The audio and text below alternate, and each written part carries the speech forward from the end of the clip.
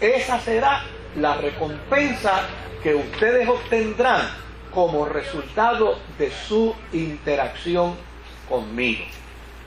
Claro, otro elemento interesante dentro de este capítulo es que la sabiduría manifiesta aquí haber estado interviniendo con Dios en la creación.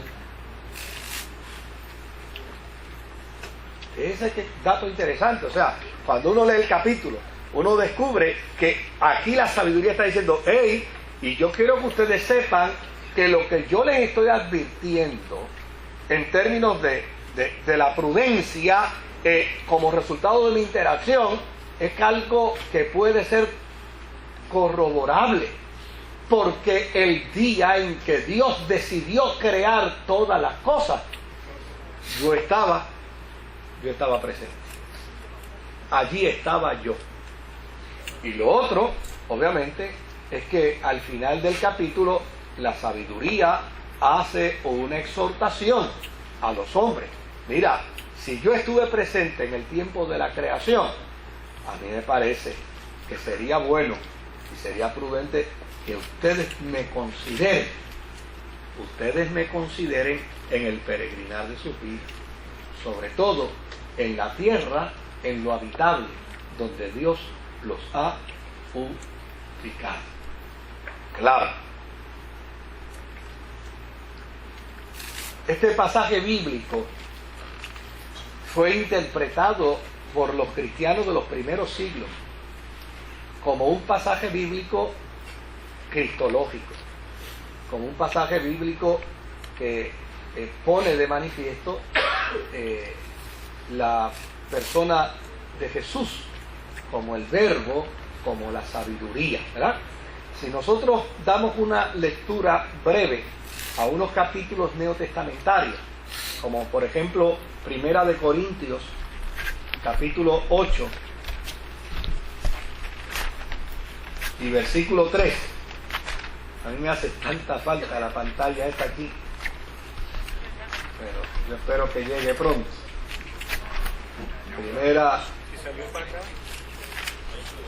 Primera de Corintios, capítulo 8 y versículo 6, dice: para nosotros, sin embargo, solo hay un Dios, el Padre, del cual proceden todas las cosas, y nosotros somos para Él, y un Señor Jesucristo, por medio del cual todas las cosas existen, y nosotros por medio de Él.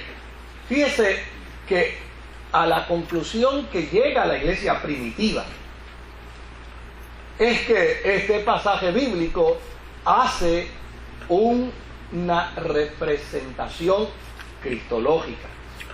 Note bien que la sabiduría está diciendo aquí: yo estuve presente en la creación, yo participé cuando se hizo el cosmos, yo participé cuando se hizo el mar, yo participé de todas las cosas. Es más, antes que todas las cosas existieran, yo ya existía. Y cuando Dios decidió crear todas las cosas, la sabiduría dice: allí estaba allí estaba presente yo. Por lo tanto, para la cristiandad, este proverbio era fundamentalmente cristológico. Cuando vamos a Colosenses, al capítulo 1 y versículo 15, encontramos en Colosenses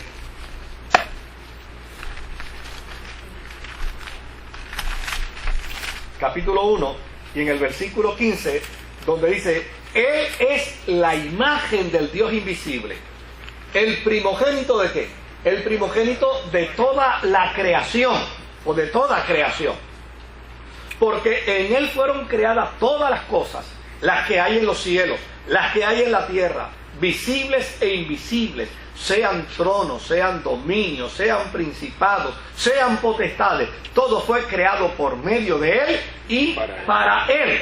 Y Él es antes de todas las cosas, y todas las cosas en Él subsisten. Y Él es la cabeza del cuerpo, que es la iglesia. Él, que es el principio, el primogénito de entre los muertos, para que en todo tenga la preeminencia. Y si vamos a Hebreos, en el capítulo 1 y versículo 3, el cual siendo él el resplandor de su gloria y la imagen misma de su sustancia, y quien sustenta todas las cosas con la palabra de su poder, habiendo efectuado la purificación de nuestros pecados por medio de sí mismo, se sentó a la diestra de la majestad en las alturas. Y si vamos a Juan capítulo 3 y versículo 14, vamos a ver también que dice, y como Primera de Corintios 1:24, Primera de Corintios 1:24. Primera de Corintios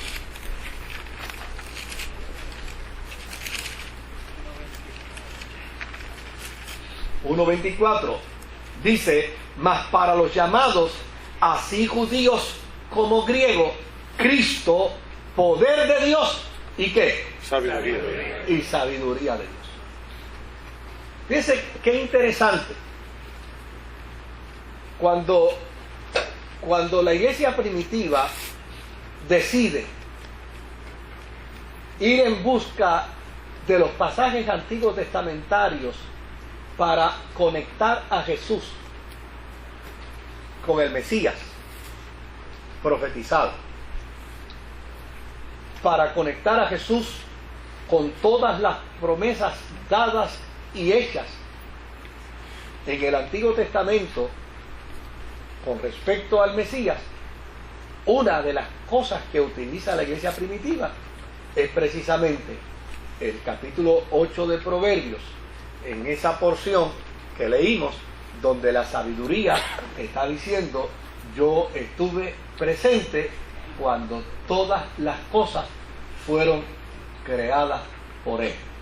Y desde luego, en ese sentido, la iglesia primitiva, sobre todo un autor cristiano llamado Teófilo de Antioquía, que desde luego fue el primero que utilizó el término Trinidad, el concepto Trinidad, y él utilizó el concepto Trinidad para designar a la deidad, precisamente el elemento de que en la creación, Dios el Padre no creó solo, sino que juntamente con Él estuvo ¿qué?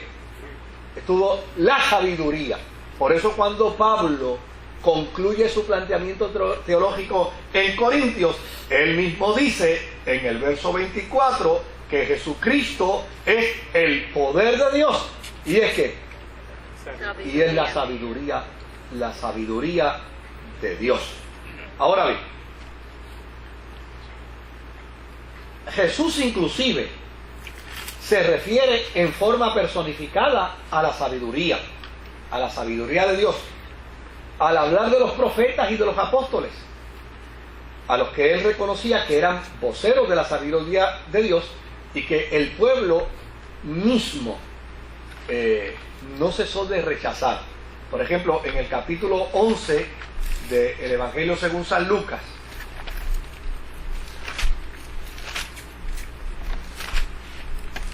y en el verso 49 dice, por eso la sabiduría de Dios también dijo, les enviaré profetas y apóstoles, y de ellos a unos matarán y a otros ¿qué?